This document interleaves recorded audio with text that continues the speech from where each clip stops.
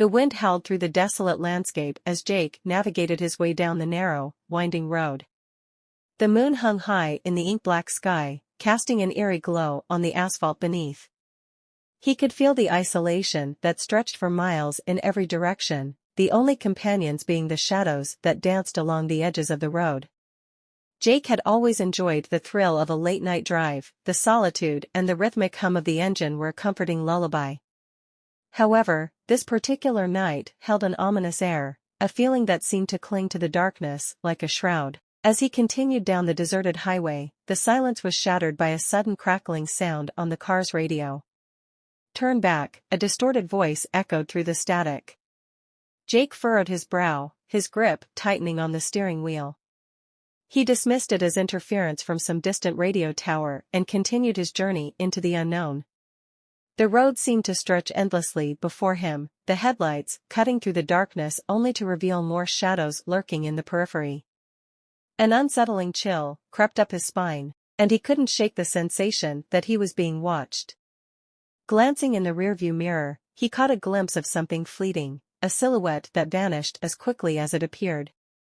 Unease settled in the pit of his stomach, but Jake shook off the feeling, attributing it to fatigue and the desolation of the road.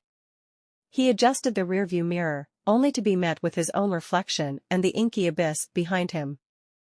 With a nervous laugh, he muttered, "Get a grip, Jake. It's just your imagination playing tricks." As he drove deeper into the night, the road began to twist and turn like a serpent, leading him further into an unfamiliar realm.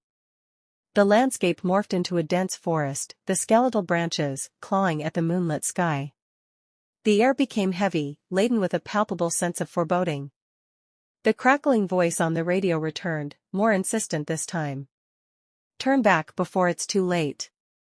This time, Jake couldn't dismiss it as mere interference.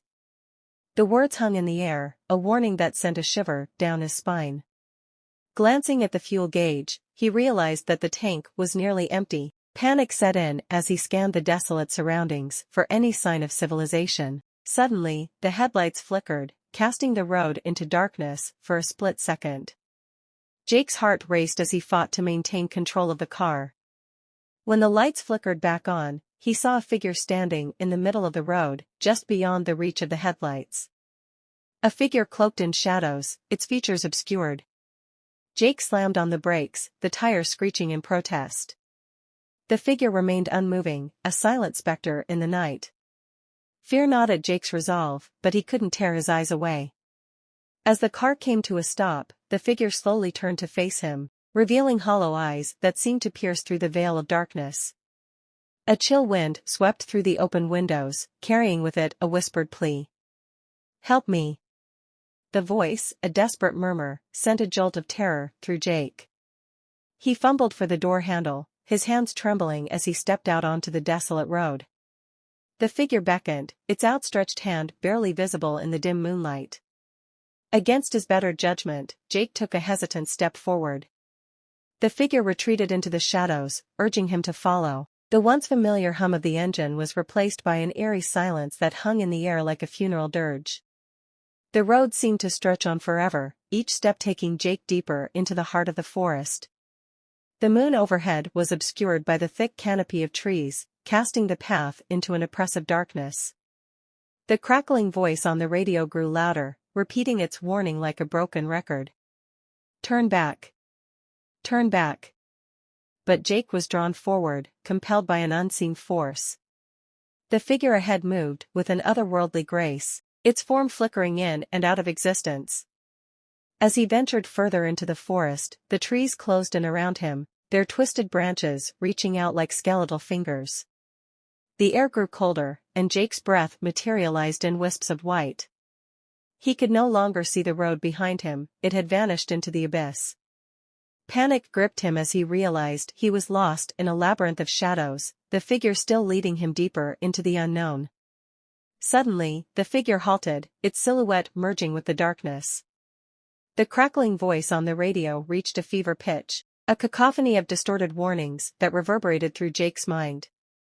He stumbled backward, the oppressive weight of the forest pressing down on him. In the eerie glow of the moon, the figure's features became clear, a face twisted in agony, eyes hollow and vacant.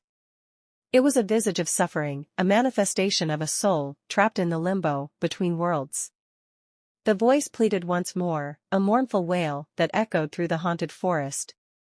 "Help me, please." Jake recoiled, the realization striking him like a thunderbolt. This wasn't a plea for help, it was a trap. The figure surged forward, its form contorting into a nightmarish specter. The crackling voice on the radio melded with the anguished cries of the forest, creating a symphony of despair. Desperation fueled Jake as he turned and sprinted through the suffocating darkness. The trees seemed to close in around him, their gnarled branches reaching out like skeletal hands eager to claim their prey. The crackling voice pursued him, its warnings now replaced by guttural whispers that slithered through the shadows. The forest became a labyrinth, a maze of twisted paths that led him in circles.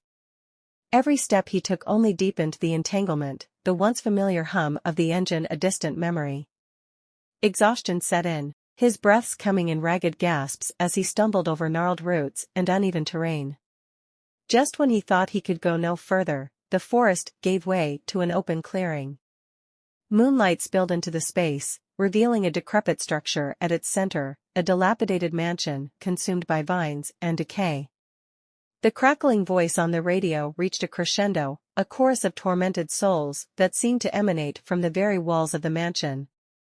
Haunted by an irresistible pull, Jake approached the foreboding structure. The front door creaked open of its own accord, revealing a cavernous darkness within.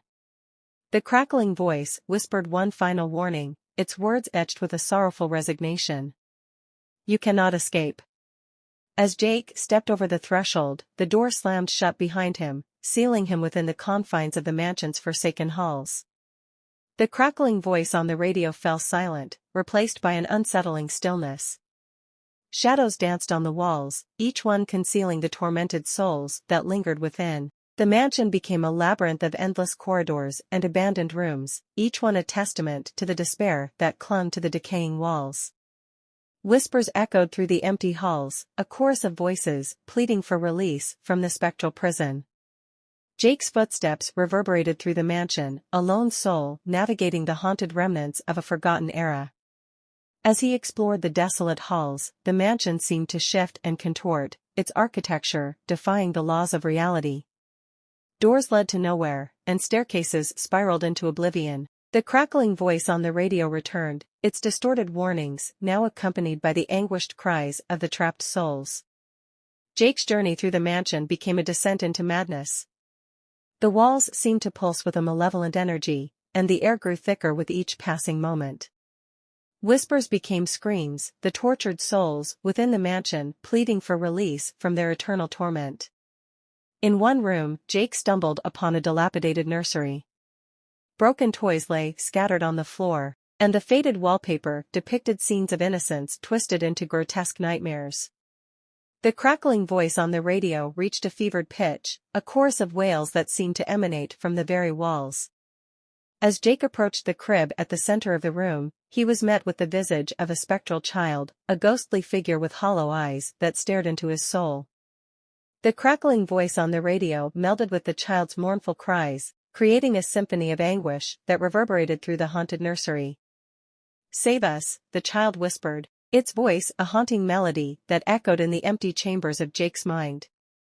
Unable to resist the pull of the supernatural plea, Jake continued his descent into the mansion's depths. Each room he entered revealed a new layer of the tragedy that unfolded within its walls, a family torn apart by malevolent forces, their spirits forever trapped in a nightmarish purgatory. In the heart of the mansion, Jake discovered a grand ballroom frozen in time. Tattered curtains billowed in an ethereal breeze, and the cracked chandeliers cast fractured patterns of light on the decaying dance floor. The crackling voice on the radio reached a crescendo, a cacophony of distorted warnings that seemed to emanate from the very foundations of the mansion. At the center of the ballroom, a spectral figure materialized, a woman in a tattered gown, her eyes vacant yet pleading. She extended a ghostly hand towards Jake, a silent plea for salvation. The crackling voice on the radio melded with her anguished cries, creating a symphony of despair that reverberated through the haunted ballroom. "Free us from this torment," the woman implored, her voice a haunting melody that echoed in the empty chambers of Jake's soul. Driven by a desperate need to escape the spectral prison, Jake confronted the ghostly figure. As he touched her ethereal form, the mansion quaked, its very essence rejecting the intrusion of the living. Shadows coiled around Jake, their tendrils pulling him into a vortex of darkness. The crackling voice on the radio wailed, a distorted chorus of anguish that accompanied Jake's descent into the abyss. The mansion seemed to collapse upon itself, its haunted corridors folding like a house of cards. The spectral figures that once haunted its halls dissipated into the void, their tortured cries fading into a mournful silence. And then, with a deafening roar, the darkness consumed everything. Jake awoke in his car, the engine humming softly in the stillness of the night. The moon hung high in the ink-black sky, casting an eerie glow on the familiar stretch of road before him.